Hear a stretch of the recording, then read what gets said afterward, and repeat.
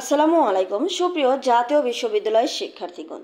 জাতীয় বিশ্ববিদ্যালয়ের চলমান 24 এবং 25 তারিখের পরীক্ষা স্থগিতকরণ করা হয়েছে। এই বিষয়টি আদৌ সত্য নাকি মিথ্যা, এই বিষয়টি নিয়ে আপনারা অনেকেই সন্দেহ পোষণ করছেন।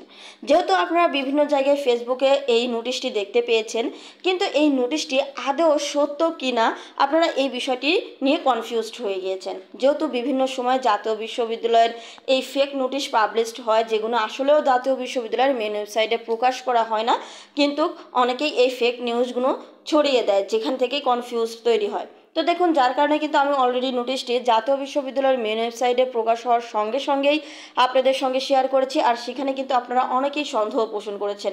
আপনারা জানতে চেয়েছেন আপনাদের পরীক্ষা সত্যিই স্থগিতকরণ করা হয়েছে কিনা, এটা রিয়েল কিনা, এটা ওয়েবসাইটে দেখতে পাচ্ছেন না।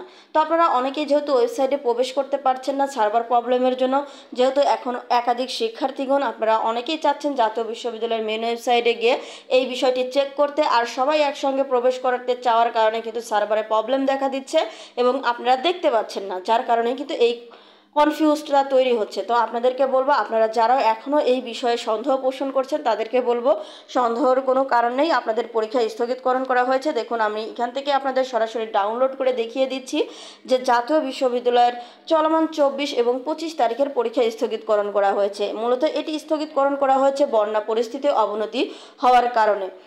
আগামী 24/6/2024 তারিখের 2022 সালের অনার্স চতুর্থ বর্ষ পরীক্ষা এবং 25/6/2024 তারিখের ডিগ্রি পাস সার্টিফিকেট কোর্স দ্বিতীয় বর্ষ পরীক্ষা স্থগিতকরণ করা হয়েছে। অবশ্যই এই ভিডিওটি আপনারা সবার মাঝে শেয়ার করে দেবেন যারা সন্দেহ পোষণ করছে।